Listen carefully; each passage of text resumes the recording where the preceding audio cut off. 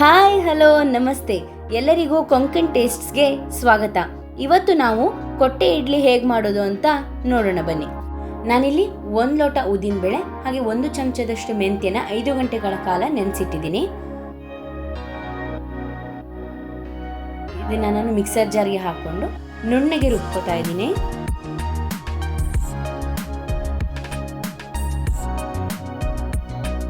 ನುಣ್ಣಗೆ ರುಬ್ಕೋಬೇಕು.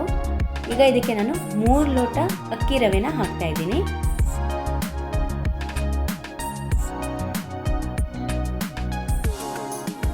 ಚೆನ್ನಾಗಿ ಮಿಕ್ಸ್ ಮಾಡಿ ಇಡ್ತಾ ಇದ್ದೀನಿ. ಫರ್ಮೆಂಟೇಷನ್ ಆಗೋಕ್ಕೆ ಬಿಡಬೇಕು. ನೋಡಿ, ಚೆನ್ನಾಗಿ ಫರ್ಮೆಂಟ್ ಆಗಿದೆ. ಇವಾಗ ನಾವು ಕೊಟ್ಟೆಗೆ ರೆಡಿ ಮಾಡ್ಕೊಳ್ಳೋಣ.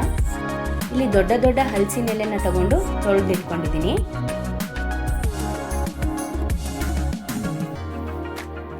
ಹಾಗೆ ಕಡ್ಡಿನೂ ರೆಡಿ ಮಾಡಿಟ್ಟಿದ್ದೀನಿ. ಈಗ ಯಾವ ರೀತಿ ಕೊಟ್ಟೆನ ಮಾಡೋದು ಅಂತ ನೋಡೋಣ ಬನ್ನಿ. ಈಗ 2 ಎಲೆನ ಜೋಡಿಸ್ಬೇಕು. ನೋಡಿ, ಈ ರೀತಿ ಕಡ್ಡಿನ ಪಿನ್ ಮಾಡಬೇಕು.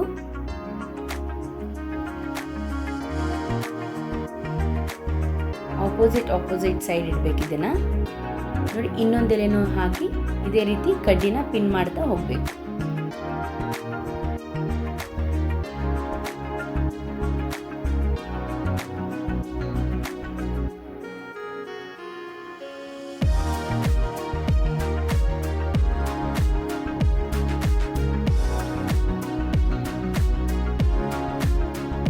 ನೋಡಿ, ಬೇಸ್ ರೆಡಿ ಆಗಿದೆ. ಈಗ ಇದನ್ನ ಈ ಉಲ್ಟಾ ಆಗಿ ಮಡಚಿ ಅಲ್ಲೂ ಕೂಡ ಕಡ್ಡಿನ ಪಿನ್ ಮಾಡಬೇಕು. ಬಟ್ಲ ಶೇಪಿಗೆ ಮಾಡ್ಕೋಬೇಕಾಗುತ್ತೆ.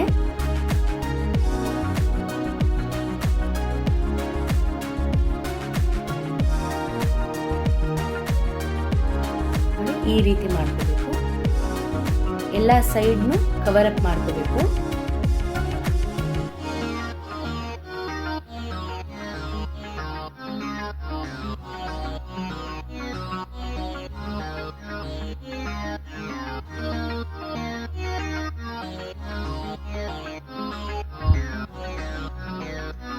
ಚೂರು ಗ್ಯಾಪ್ ಇಲ್ದಂಗೆ ಪಿನ್ ಮಾಡ್ಕೊಳ್ಳಿ ಕಡ್ಡಿನ.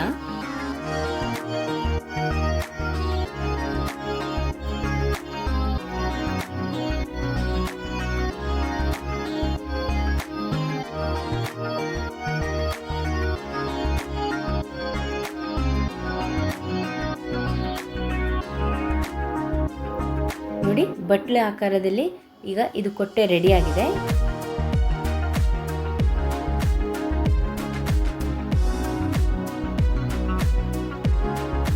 ಈ ರೀತಿಯಾಗಿ ಇದನ್ನು ಕಟ್ ಮಾಡ್ಕೊಂಡು ಇಟ್ಕೊಳ್ಳಿ. ಇಲ್ಲಿ ಒಂದನ್ನು ಮಾತ್ರ ಯಾಕೆ ಕಟ್ ಮಾಡಿಲ್ಲ ಅಂದರೆ ನಾವು ಪಾತ್ರೆ ಒಳಗೆ ಇಡಕ್ಕೆ ತೆಗಿಯೋಕ್ಕೆ ಸುಲಭ ಆಗಲಿ ಅಂತ. ನೋಡಿ, ಕೊಟ್ಟೆನ ಈ ರೀತಿಯಾಗಿ ರೆಡಿ ಮಾಡ್ಕೊಂಡು ಇಟ್ಕೊಂಡಿದ್ದೀನಿ. ಹಿಟ್ಟನ್ನ ತುಂಬ ಆಯಿತು. ನಾನಿವಾಗ ಇಡ್ಲಿ ಪಾತ್ರೆಯಲ್ಲಿ ಇಡ್ಲಿ ಹೇಗೆ ಬೇಯಿಸ್ತೀವೋ ಹಾಗೆ ಬೇಯಿಸಬೇಕು. 45 ನಿಮಿಷ ನಾನು ಇದನ್ನು ಬೇಯಿಸಿದ್ದೀನಿ. ನೋಡಿ, ರೆಡಿ ಆಗಿದೆ. ಈಗ ಇದನ್ನು ನಾವು ಕಾಯಿ ಹಾಲು ಜೊತೆ ತಿನ್ಬೋದು, ಚಟ್ನಿ ಜೊತೆ ತಿನ್ಬೋದು, ಯಾವುದೇ ರೀತಿ ಸಾಂಬಾರಿದ್ರೆ ಸಾಂಬಾರ್ ಜೊತೆ ಕೂಡ ತಿನ್ಬೋದು. ನೀವು ಮನೇಲಿ ಟ್ರೈ ಮಾಡಿ ಹೇಗಾಗಿದೆ ಅಂತ ಕಮೆಂಟ್ ಸೆಕ್ಷನಲ್ಲಿ ತಿಳಿಸಿ. ಈ ವಿಡಿಯೋ ನಿಮಗೆ ಇಷ್ಟ ಆಗಿದ್ದರೆ please like, share and subscribe. ಹೀಗೆ ಸಪೋರ್ಟ್ ಮಾಡಿ. Thank you.